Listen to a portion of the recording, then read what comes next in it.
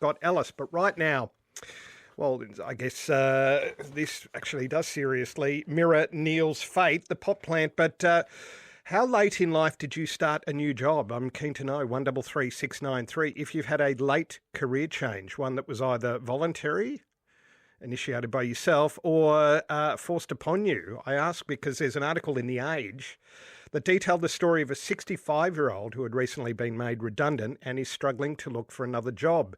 Now, I know statistically it is a tough battle, I think, for especially men in their 50s. It's 25% that go on to another form of employment.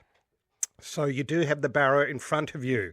And with the pension age now at 67, more Australians are needing to work longer in order to keep up with the cost of living, which is daily growing at an alarming rate. 133693. How late in life did you start a new job?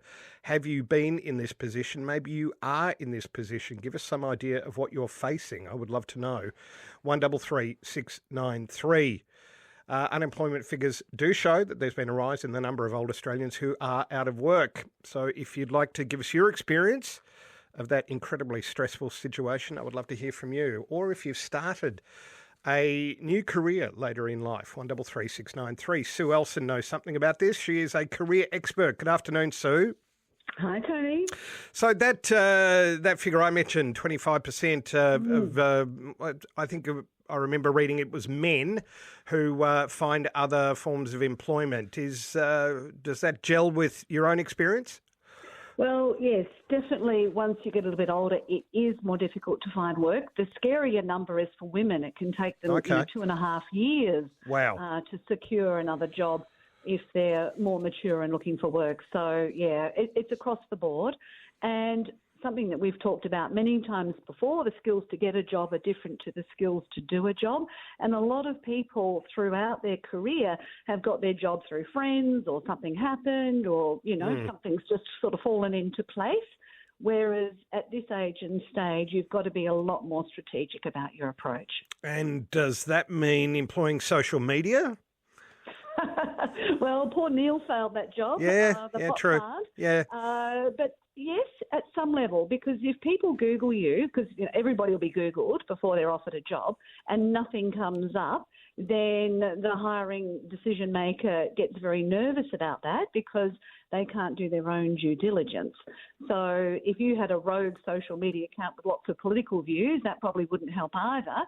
But I definitely encourage people to have a professional LinkedIn presence, which I've talked about before as well. Yep. And that can definitely showcase their skills.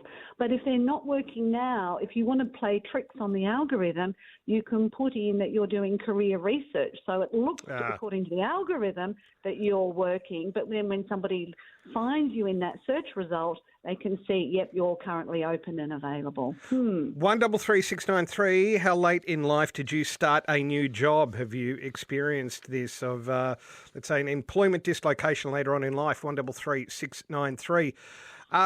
There's obviously pros and cons to hiring older people. By, let's say, middle age, you are a lot more responsible and grown up. You're going to be at work every day without a hangover and without having been to a music festival. There's that on one side. However, it seems every business these days is run on some sort of by some sort of technology, and that's just meat and drink to anybody under 30. So, as an employer, is that the kind of choice that they're faced with? Well, it can be, and there's a lot of people who are acquiring new skills. I've got a friend who's in his late 60s, and he was telling me how he uses ChatGPT for practically everything now. So there's definitely older people with those skills. Yep. I think you need to remember that as we age, we've got a lot more lived experience. So we can actually look at a situation and say, is technology going to help or hinder this process? Whereas a younger person might do 64 things with technology and take twice as long. So, for instance, I was in a situation recently where somebody it was a will situation, and they were using ChatGPT. Oh, it's not right. This person can't change the will, blah, blah, blah, blah, blah. And I said, well, can we just speak to a lawyer and find out? And the lawyer turned around and said, yep, they can do whatever they want, but they'd spent 3 days using AI to try and justify the answer that they could contest the will. So there's a lot of wise people around and there's another story. I don't know whether you heard it. The guy this machine couldn't work. They'd brought in lots of people. Nobody could work out how to fix the machine. And so he comes in, bangs it once with a hammer and charges them $10,000. And it works, right? And the guy said, how can you charge me $10,000 for fixing this machine? Well, I'll charge you $1 for hitting it, the hammer, and $9,999 for knowing where to hit it. Oh, thank you. And that's what happens with an older person. They bring that in. So in that Age article, it talked about the guy being in the clothing industry and not being able to lift because he had osteoporosis and so on. But because he had those production level skills, he could have transferred that to another production line and been able to monitor that and perhaps come in, I don't know, once or twice a month to check how things are going, charge $10,000 for that, not have to rock up 8 hours a day and be paid $30 an hour like a younger person would be. So, I think you've got to be much more strategic about how you go about these things. Sue Ellson is a career expert. We're talking about, changes of career later on in life based on an Age article about somebody who's been made redundant and is struggling to look for another job. 133 693. If you're in that position or you've been through that position or you know somebody who is currently going through that, there are, I would imagine, laws on the books against discriminating against the basis, somebody on the basis of their age. That's all well and good, but I guess it's hard to prove and harder still to litigate. Is that the sad reality? It is a sad reality, and a lot of people try and get around it by only putting the last 10 years, in their application. And then I say, do you want to be rejected before the interview or after the interview? Because if they didn't want to hire you because of your age, it's not going to make any difference if you get an interview or not. So I like to suggest, and I remember when I was in my 20s doing recruitment, I thought anybody over 30 was old. Now I'm 60. I'm twice that age, my goodness. So what is going to be more likely is if you target decision makers who are 10 years older or younger than you. And I've got clients who are 79 and 81 and whatever, and they love me because, I speak their language and I can communicate with them. So if you go reconnecting with people say, look, I've recently lost my job, anything you can suggest.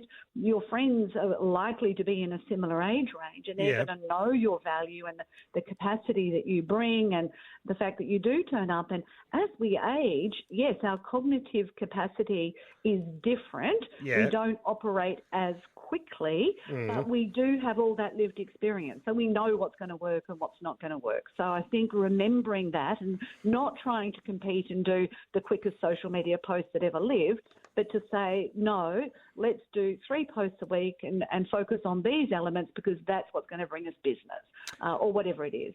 That's what an older person is going to bring to the table.